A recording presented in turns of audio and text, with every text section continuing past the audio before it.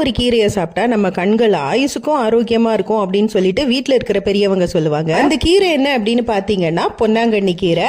So நான் இப்போ எடுத்திருக்கிற இந்த பொன்னாங்கண்ணி கீரை பார்த்தீங்கன்னா கொஞ்சம் பிங்க் கலர்ல இருக்கும். பார்த்தீங்கன்னா அதோட இலை வந்து கிரீன் கலர்லையும் தண்டு வந்து கொஞ்சம் பிங்க் கலர்லையும் இருக்கும். ஒரு கட்டு பொன்னாங்கண்ணி கீரையை நல்லா கிளீன் பண்ணிட்டு அதோட இலையை வந்து தனியாக எடுத்து வச்சிருக்கேன். ஸோ இது கூட கொஞ்சமாக வந்து பாசிப்பருப்பு நல்லா வாஷ் பண்ணிட்டு குக்கரில் சேர்த்துருக்கேன். கொஞ்சம் தண்ணி சேர்த்துட்டு நம்ம வாஷ் பண்ணி வச்சிருக்கிற இந்த பொன்னாங்கண்ணி கீரை, 2 தக்காளி, ஒரு வெங்காயம் அதையும் கட் பண்ணி சேர்த்துக்கலாம். இதோட ஒரு மசாலா சேர்த்துக்கணும். ஒரு அரை மூடி தேங்காய், கொஞ்சமா ஜீரகம் சேர்த்து நல்லா ஃபைன் பேஸ்டா அரைச்சிட்டு இதுல சேர்த்துக்கோங்க. தேவையான அளவுக்கு உப்பையும் சேர்த்துட்டு ஒரு 3 பச்சை மிளகாவையும் சேர்த்து நல்லா மிக்ஸ் பண்ணி விட்டுக்கோங்க. இப்போ இதை குக்கர்ல வச்சுட்டு ஒரு 3 விசில் விட்டு நல்லா குக் பண்ணி எடுத்துக்கலாம். 3 விசில்ல நம்ம சேர்த்திருக்கிற பருப்பு, கீரை எல்லாம் நல்லா சூப்பரா வெந்துருச்சு. இப்போ இதை நல்லா மிக்ஸ் பண்ணி விட்டுக்கோங்க.